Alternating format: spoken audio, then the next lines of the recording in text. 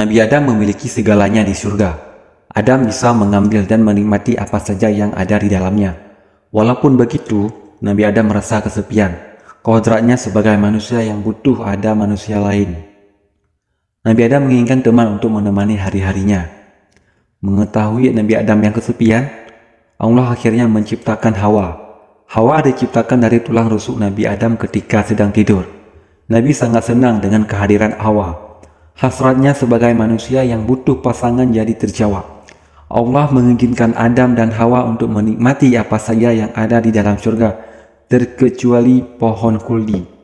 Allah berfirman, "Wahai Adam, tinggallah engkau dan istrimu di surga ini, dan makanlah makanan-makanan yang banyak lagi baik di mana saja yang kamu sukai, dan janganlah kamu mendekati pohon ini, yang menyebabkan kamu termasuk orang-orang yang zalim." Pohon kuldi adalah pohon pengetahuan yang baik dan jahat. Ada maksud tertentu dari larangan yang Allah berikan kepada Adam dan Hawa.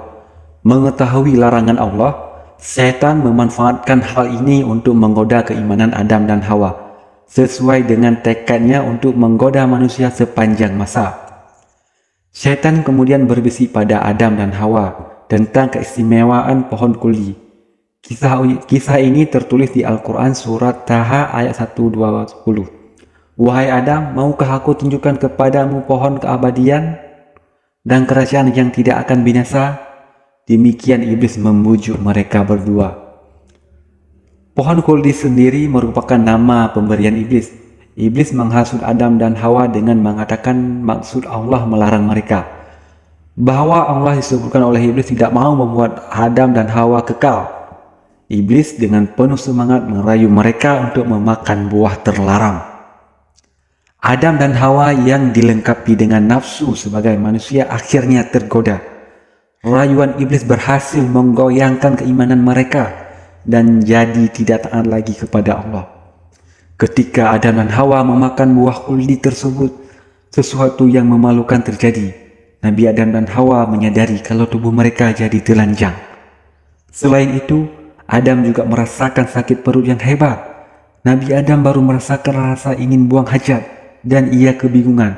Surga adalah tempat suci. Apa sepantasnya mengotorinya? Demikian yang ada dalam pikiran Adam. Allah kemudian menyindirnya atas keinginan tersebut, sekaligus juga menyindir tentang ketidaktaatannya. Surat Al-A'raf ayat 22-23 menceritakan kejadian ini. Dalam surat ini Allah mengingatkan akan larangannya pada Adam. Juga mengingatkan Adam akan peringatannya tentang kebusukan setan. Adam kemudian memohon ampun dan bertobat kepada Allah. Diceritakan Hawa digoda iblis dalam wujudnya yang berupa ular. Namun tidak dijelaskan siapa dahulu yang memakan buah terlarang itu. Ada yang meyakini buah kuldi adalah pohon apel yang diambil dari bumi. Karena itu kuldi disebut memiliki sifat bumi atau tanah, yaitu sifat dasar tanah. Tanah disebut sebagai tempat yang pantas untuk membuang kotoran. Buah kuldi bisa membangkitkan hawa nafsu dan membuat lupa diri. Allah melarang Adam memakan buahnya karena bisa membuat dirinya jadi kotor. Kotor dalam artian nafsunya terdonda dan mempengaruhi sifat dasar manusia yang penuh dengan ketidakpuasan. Bisa dikatakan pohon kuldi diciptakan sebagai cobaan bagi Adam dan Hawa, ujian dari ketaatan seorang hamba kepada penciptanya. Namun terlepas dari itu semua, Allah memang menakdirkan mereka manusia untuk turun ke bumi dan menjadi pemimpin di tempat itu.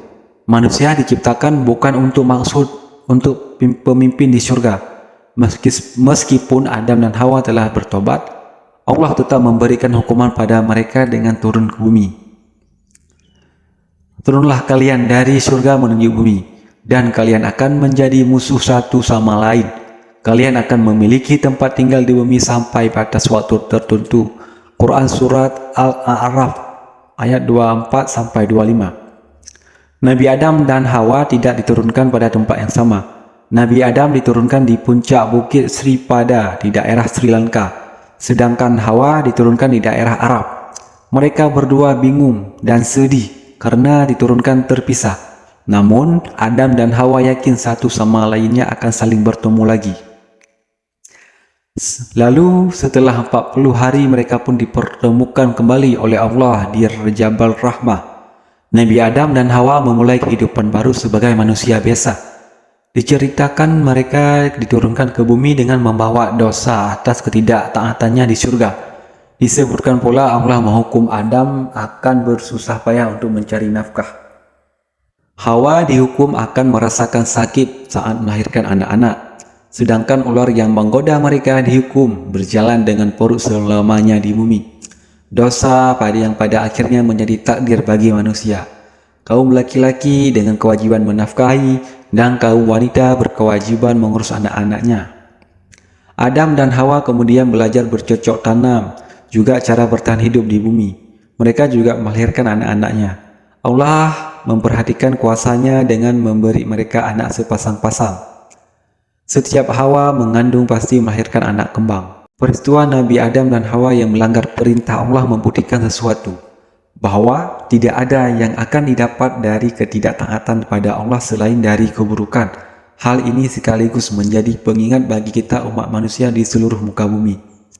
Sebagai Nabi dan manusia pertama yang diciptakan Allah, terdapat berbagai kisah dakwah yang dilakukan oleh Nabi Muhammad SAW.